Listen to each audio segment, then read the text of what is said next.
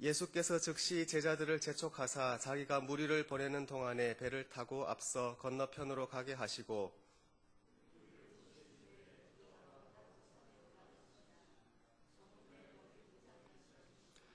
배가 이미 육지에서 수울이나 떠나서 바람이 거슬림으로 물결을 인하여 고난을 당하더라.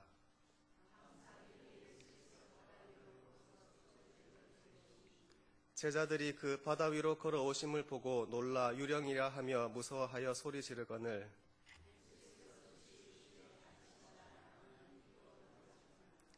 베드로가 대답하여 가로되 주여 만일 주시어든 나를 명하사 물 위로 오라 하소서 한데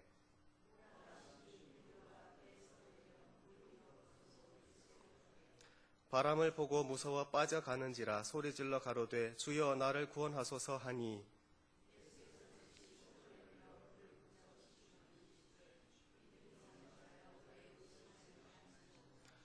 배에 함께 오름에 바람이 그치는지라.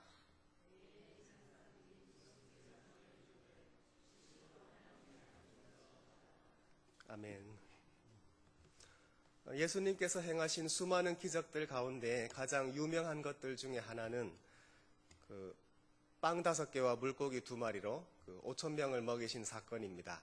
예수님과 제자들이 배를 타고 한적한 광야로 가셨습니다. 평소에는 사람을 찾아보기 힘든 광야인데 사람들이 어떻게 예수님께서 그곳에 오셨다는 말을 듣고 모였습니다. 그런데 수천 명이나 광야에서 모인 거예요. 그래서 예수님께서 그들을 가르치시고 치료해 주시고 또 상담해 주시고 하면서 광야 집회가 열렸습니다. 그런데 광야인지라 먹을 것이 없었어요.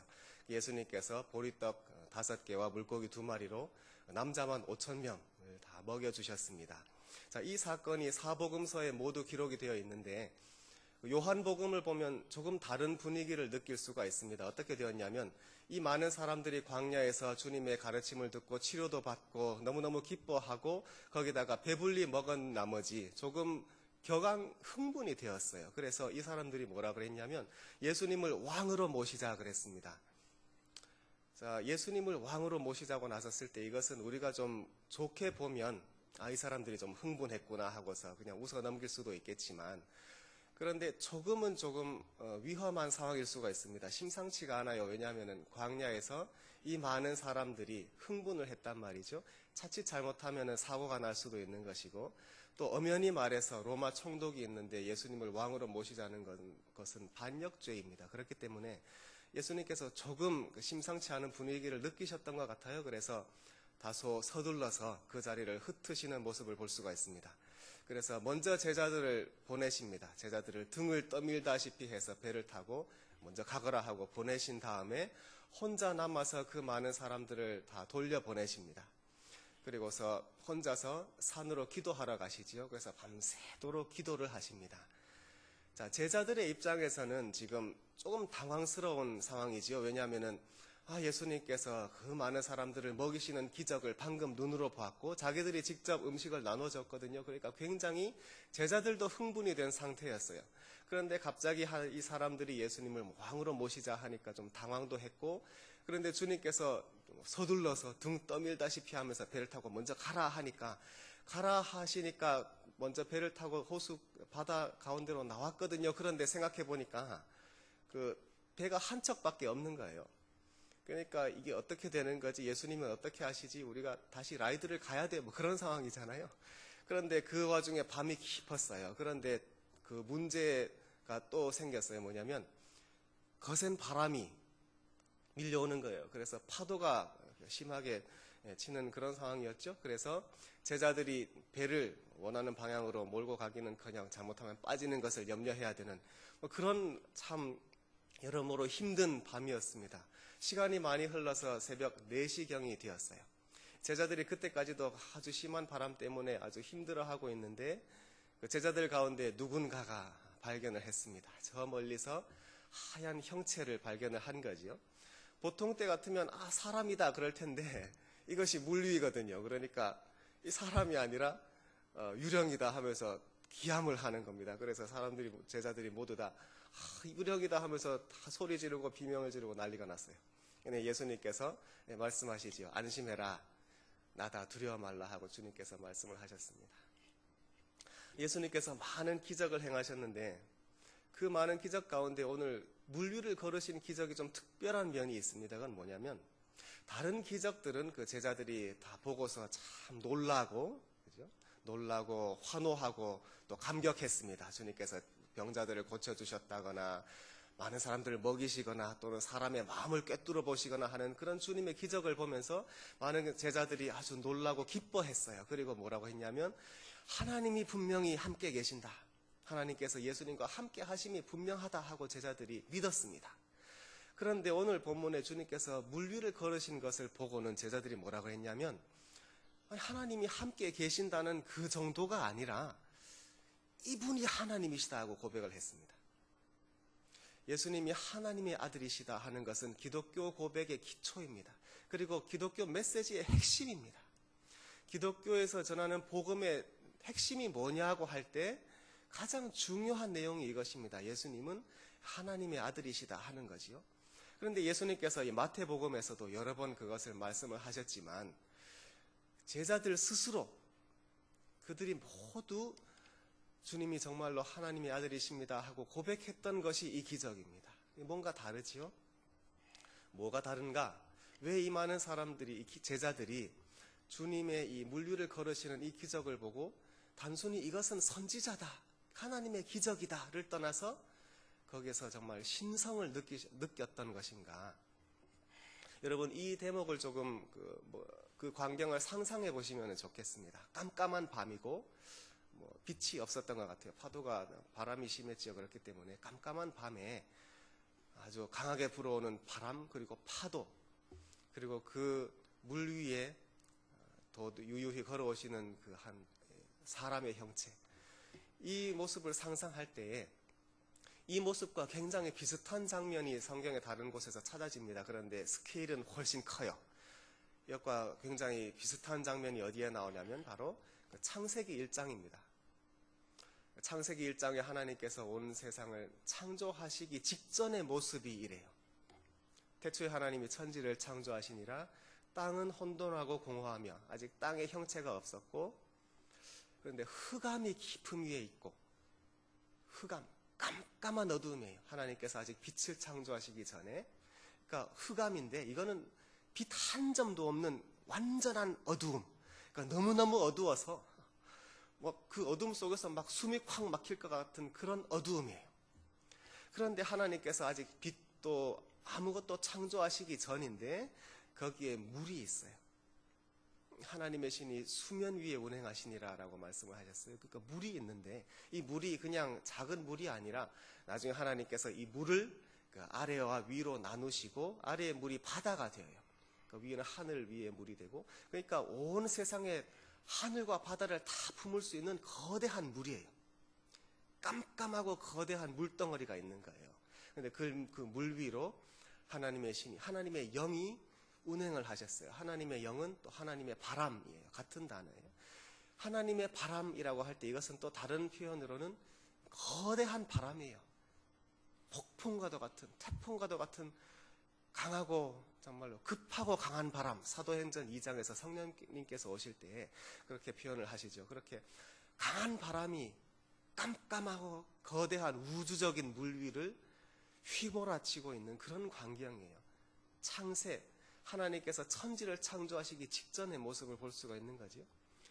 이런 태초의 혼돈, 흑암, 그리고 물과 파도, 바람 이런 태초의 모습 속에서 하나님께서 천지를 말씀으로 창조하시는 것을 우리가 알게 됩니다. 하나님께서 빛이 있으라 하고 말씀을 하시지요. 오늘 본문에서 예수님께서 물 위를 걸으셨다고 할 때 오늘 이 제자들은 정말로 기적 다음의 기적을 계속해서 체험을 하는 거죠. 오병이어의 기적도 체험을 했고 그 다음에 이 밤에는 제자들이 마치 무슨 타임머신을 타고 태초의 그 순간으로 돌아간 것처럼 물론 스케일은 훨씬 작지만 그래도 하나의 천지 창조의 비유라고 할 수가 있어요. 그래서 제자들이 주님께서 이 천지를 창조하시던 그 모습을 잠깐 보는 거예요. 예수님은 하나님의 말씀이시라고 했지요. 말씀이 육신이 되신 분이에요. 그리고 예수님께서 하나님께서 태초에 말씀으로 창조하시던 그 말씀이 지금 육신이 되어서 그 깜깜한 밤 바다 그리고 그 바람 가운데에 걸어오시는 거예요. 그리고 그 주님께서 그 말씀을 하시지요. 예수님께서 하나님의 아들이시다 할 때 하나님의 아들이시다 하는 그 아들은 우리가 생각하는 사람의 아버지와 아들의 관계와는 완전히 다르지요. 사람의 아버지와 아들을 생각하면 아들은 아버지보다는 언제나 어려요. 또 젊어요. 나이로 말하면 아들은 반드시 아버지보다 젊게 되어 있어요. 그리고 아주 오랜 시간 동안 한 20년 가까이는 아버지보다는 체력도 약하고 경험도 적고 아버지의 보호 아래 있지요. 완전히 다른 개체예요. 물론 아버지와 아들은 너무너무 사랑하지만 엄연히 다른 존재라고요. 그렇지만 예수님께서 하나님의 아들이시다 할 때는 그런 게 아니에요. 하나님은 그 영광과 능력이 온전하신 하나님이에요. 그렇기 때문에 어린 주니어 갓 이런 건 없어요. 하나님 아버지는 시니어일 것이고 예수님은 주니어냐 그런 거 절대로 아니죠. 만약에 좀 작은 약한 신이 있다면 그것은 더 이상 신이 아니에요. 예수님은 아들 하나님으로서 아버지 하나님의 영광과 권능을 온전히 갖고 계신 분이에요. 영원하신 하나님이시죠. 그래서 초대교회는 이것을 어떻게 표현을 했냐면 아들이 계시지 않았던 시간은 없다고 표현을 했어요. 하나님 아버지께서 영원하시듯이 아들 예수님도 영원하신 하나님이시죠. 그래서 예수님은 당연히 태초에 하나님께서 천지를 창조하시기 이전부터 계셨어요. 그리고 하나님께서 천지 창조하시던 그 순간에 함께 하셨죠. 그리고 히브리서에 보면 하나님께서 그 온 세상을 창조하신 것도 그 아들을 위해서, 아들을 통해서 창조를 하신 거예요. 그러니까 예수님은 온전히 창조주 하나님이세요. 아버지께서 창조주시듯이. 그런데 아버지께서 창조하실 때 예수님께서 옆에서 거들어드린 그런 정도가 아니라 그 온전한 하나님으로서 온전한 신성 그 능력과 영광을 가지고 함께 창조하셨어요. 하나님께서 말씀으로 창조하셨다 할 때 그 말씀이 예수님이세요. 그러니까 하나님께서 정말로 그 아들을 통해서 천지를 창조하신 거지요. 오늘 본문에서 예수님께서 바로 그 비슷한 그 밤바다, 깜깜한 바다, 그리고 그 바람이 강하게 몰아치는 그 가운데서 말씀이신 그분이 걸어오셨다고 할 때 이것은 바로 그 천지창조의 그 모습을 보여주시는 거지요. 그러면 하나님께서 물 가운데 창조하셨다고 할 때 그 물이 그 의미가 무엇일까 잠깐 생각해 보면 좋겠어요. 성경에 물이 많이 나오죠. 물이 참 중요합니다. 성경에서 물은 하나님의 능력 그리고 하나님의 성품 그리고 우리 사람의 그 죄사함 사람의 성결해짐 그뿐 아니라 우리 사람 그리고 피조물의 심판에 이르기까지 다양한 장면에서 물이 중요한 소재로 성경에서 쓰이게 됩니다. 물이 중요합니다. 물은 우리 사람의 생명에게 있어서 굉장히 중요한데 두 가지 측면에서 중요합니다. 첫 번째는 사람은 물이 없으면 죽습니다. 두 번째는 사람은 물에 빠지면 죽습니다. 물이 없으면 죽어요. 물을 마셔야 살아요. 그래서 성경에서 하나님께서 우리에게 생명수 샘물을 값없이 주신다 할 때, 그리고 예수님 나를 믿는 자는 뱃속에서 생수의 강이 넘쳐난다고 할 때 그것은 우리가 먹고 살 수 있는 생명수 물을 말씀하시는 겁니다. 그렇지만 똑같은 물이 우리에게 심판으로 다가옵니다.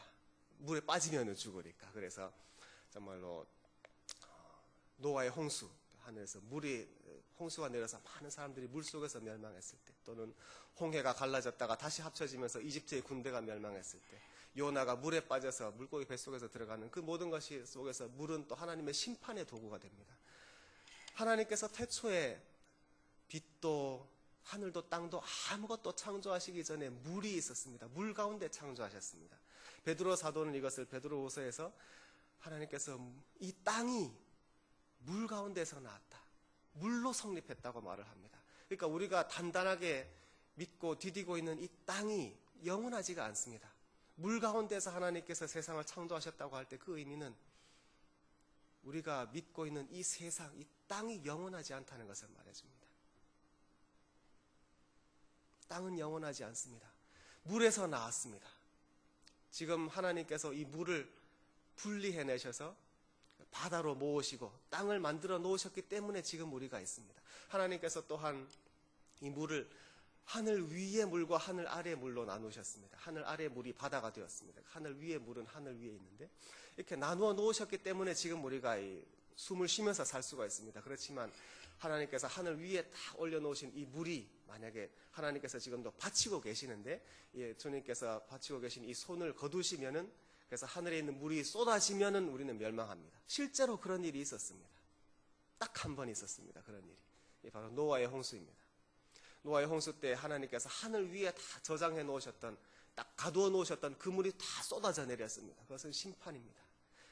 하나님께서 물로 창조하셨듯이 때가 되면은 이 물로서 심판을 하실 수가 있습니다. 우리는 그저 그 사이에 트랜지언트, 잠시 있는 이 세상 속에서 사는 겁니다. 우리가 얻을 수 있는 교훈이 금방 나옵니다. 이 세상을 믿고 의지하지 말라는 겁니다. 이 세상이 영원한 것 같아도 우리가 지금 디디고 있는 이 땅이 단단한 것 같아도 피조물에 불과합니다. 피조물은 영원하지 않습니다. 실제로 흔들립니다. 물리적으로 흔들립니다. 이것을 우리는 동남아시아나 IT나 일본에서 우리는 생생하게 보았습니다. 우리는 비교적 안전한 곳에 살고 있지만 이 세상을 믿고 의지해서는 안 됩니다. 우리의 소망이 이 세상에 있어서는 안 됩니다. 오늘 이 제자들은 주님 따라 나섰다가 위험을 겪었습니다. 주님께서 일부러 이 제자들을 위험 속으로 몰아넣으셨습니다.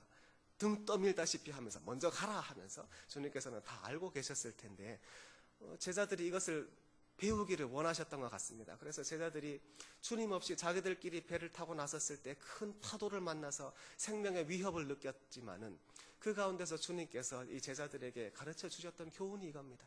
태초의 순간에 주님께서 영원하신 말씀으로 이 세상을 창조하셨다. 하나님이 영원하시다. 주님의 말씀이 영원하시다. 그러나 이 피조물은 영원하지 않다. 땅은 있다가 없어질 것이다. 옛날에 노아의 때를 생각해 보아라. 노아 때 주님께서 이 세상을 물로 멸하시고 다시는 물로 멸하지 않겠다 약속하셨습니다. 그렇지만은 이 똑같은 땅과 하늘이 또 한 번 불로서 멸망하기 위하여 보존되어 있다고 베드로후서에서 말씀하고 있습니다.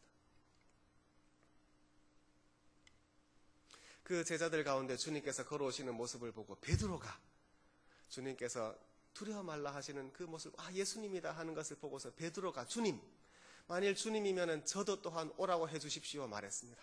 베드로는 정말 대단한 사람이며 틀림없습니다. 우리가 베드로를 생각하면은 참 뭔가 성미가 급하고 실수가 많고 엉성하고 그런 캐릭터잖아요. 그렇기 때문에 이 베드로가 물 위를 걸으면서도 뭔가 좀 일이 벌어질 거라는 것을 사실 예상을 할 수가 있잖아요. 그런데 그래도 베드로가 주님 나도 걷겠습니다 했을 때 주님께서 오라 하셨습니다. 베드로가 걸었습니다. 베드로가 물 위를 걷다가 성경 말씀에 바람을 보고 물에 빠졌습니다. 바람을 보고 무서워하여 빠져가는지라 그렇게 말씀하셨습니다. 우리가 베드로를 저는 별로 탓할 마음은 별로 없습니다. 왜냐하면 베드로만큼의 믿음만 있어도 대단하다는 생각이 듭니다. 베드로가 왜 그 물 위를 자기도 걸어가다가 예수님을 보고 예수님만 보고 가면 되지. 왜 주님을 보지 않고 바람을 보아서 물에 빠졌는가 하고 탓할 수도 있겠지만 저는 별로 그렇게 탓하고 싶은 생각은 없습니다. 도리어 그것이 인간이라는 생각이 듭니다. 적어도 예수님을 제외하면은 물 위를 걸은 인간은 베드로가 유일하거든요. 그러니까 물 위를 그나마도 걸었다는 말이죠. 베드로가 주님만을 바라보지 않고 바람을 봤다고 했지만 그러면 바람을 보지 않겠다고 그냥 눈에 힘만 주면 되는가? 아니요. 베드로가 우리 인간이 주님만을 바라보고 가겠다고 해서 그럼 나는 바람은 안 볼 거야. 주님만 하고 바람을 의식하는 그 자체가 이미 물에 빠지는 겁니다. 우리는 바람도 의식하지 않고 내가 걷고 있다는 나 자신을 사실 잊어버려야 합니다. 나 자신을 완전히 버리고 주님만을 바라보고 가면은 베드로는 성공을 했을 것입니다. 그렇지만 그것은 사람이 할 수 있는 한계를 좀 넘는 것 같습니다. 우리는 주님을 바라본다고 하지만 온전히 우리가 주님을 바라볼 수 있는 시간은 단 몇 초밖에 되지 않습니다. 우리는 언제나 나 자신으로 돌아오게 되어 있습니다. 그리고 내가 나를 의식할 때에 우리는 물에 빠집니다. 그러나 물에 빠지는 것을 두려워할 것이 아니라 물에 빠져도 주님께서 나를 건져주신다는 사실이 더 중요합니다. 여러분, 우리가 주님의 말씀대로 살기를 원합니다. 베드로는 적어도 이 순간에는 주님의 말씀에 순종했습니다. 대단한 믿음이라고 생각이 됩니다. 주님, 나를 명하사 오라 하십시오. 주님께서 오라 하셨습니다. 그 말씀에는 순종했습니다.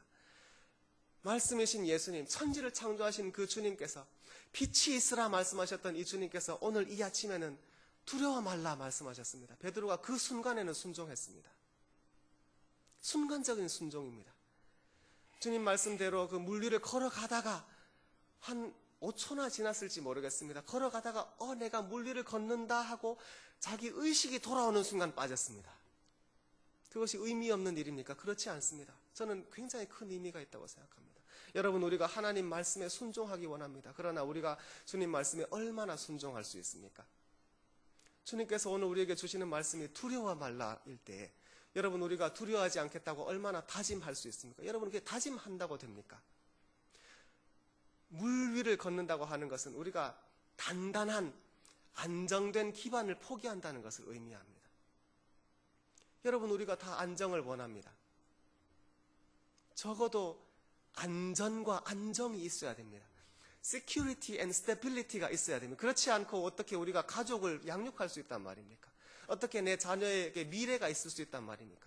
적어도 그 자녀에게 최소한의 교육을 시키지 않고 어떻게 부모된 마음이 편안할 수 있다는 말입니까?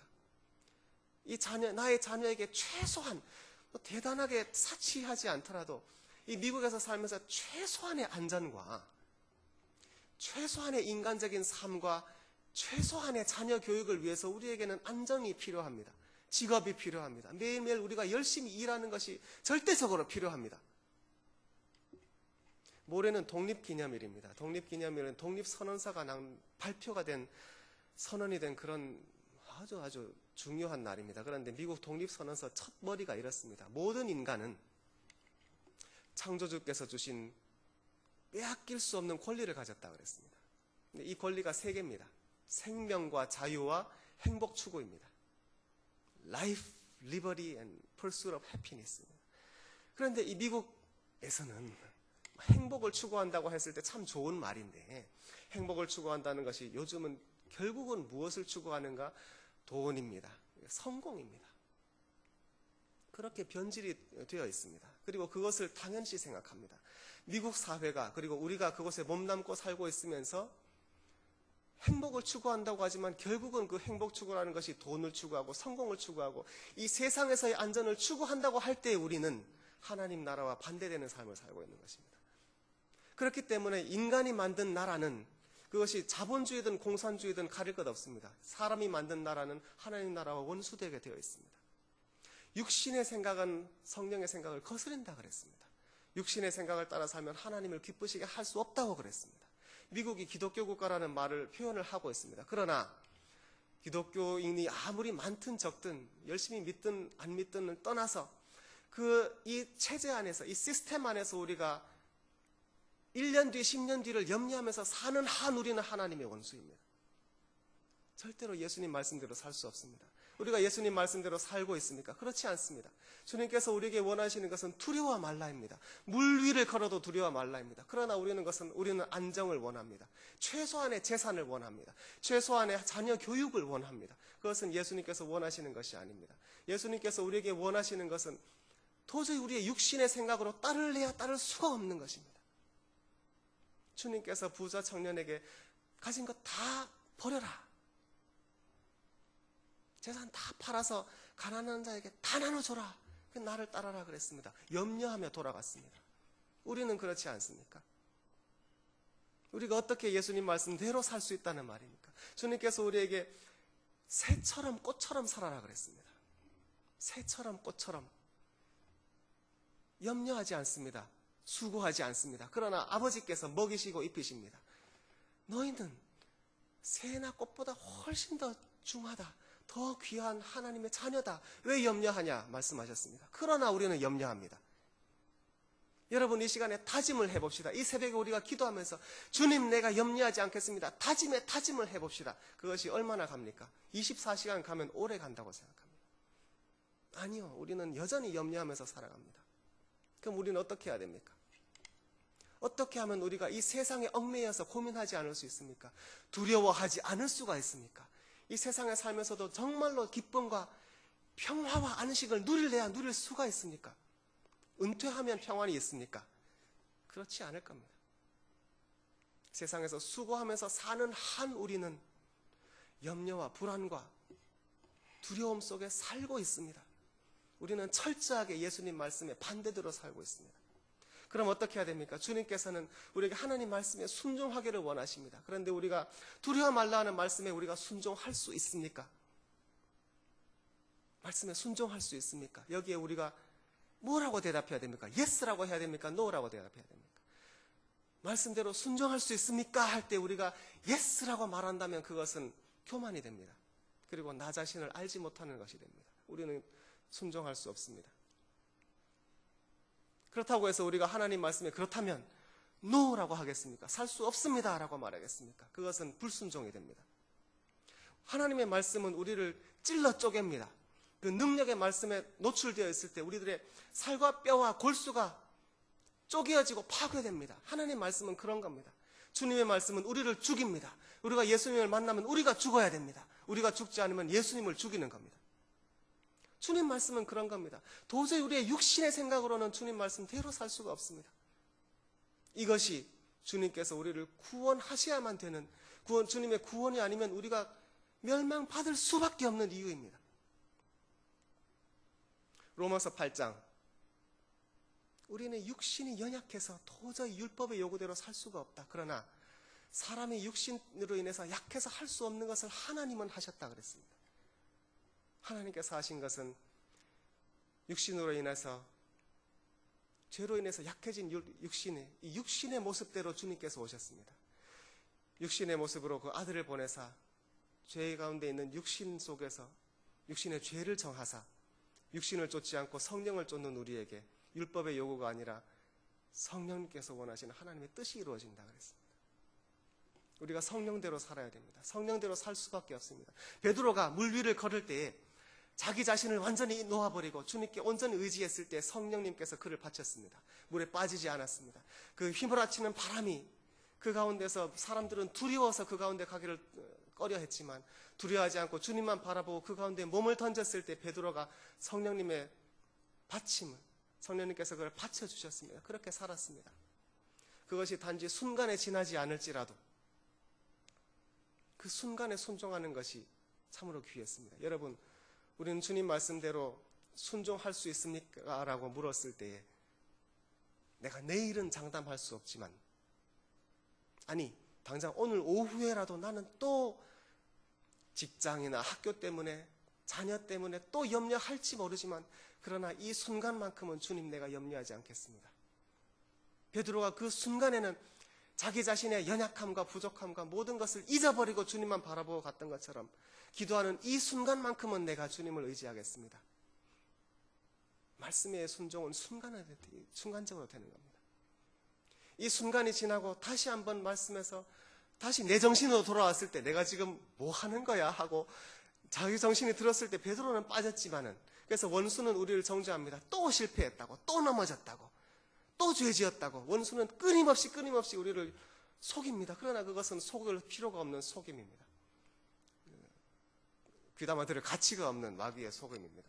거기에 귀담을 필요가 없습니다. 우리의 육신이 약한 것은 내가 알고 주님께서 너무나 잘 아십니다. 하나님께서 너는 육신이 왜 그거밖에 안 되냐고 탓하지 않으십니다. 예수님께서 그 육신의 모습으로 오셨습니다. 그 육신을 십자가에 못 박으셨습니다. 그래서 육신이 아니라 성령님을 따라 살라고 우리에게 원하십니다. 오늘 우리 하이팀 선교팀이 떠났습니다. 공항에 가는 그 발걸음이 너무나 귀하고 그 순종이 참으로 아름답습니다. 떠나시는 분 보내드리는 우리 모두가 주님께 순종했다고 정말로 주님께서 기뻐하실 것 같습니다. 주님에 대한 순종은 설사 우리들이 평생을 주님께 바칠 것인가 못 바칠 것인가 그걸 가지고 고민하고 있다 할지라도 1년 뒤 10년 뒤에 나의 모습이 어떻다 할지라도, 그리고 나의 1년 뒤의 직장을, 나의 사업을, 나의 학교를 인해서 염려하는 마음이 수시로 든다고 할지라도 그런 육신의 생각에 육신의 유혹으로 인해서 낙심하지 아니하고, 그러나 베드로가 무리를 걸었던 것과도 같이 나도 이 시간에 이 순간에는 주님을 믿고 의지한다고 할 때에 나는 연약하지만 주님께서 나를 받쳐주신다. 독수리 날개침과 같이 독수리 날개에 얹혀서 나를 날개치며 올라감과도 같이 나를 건져주시고 이끌어주시고 힘주신다 하는 믿음을 이 시간에 기도를 통해서 얻었으면 좋겠습니다. 다 함께 기도하시겠습니다.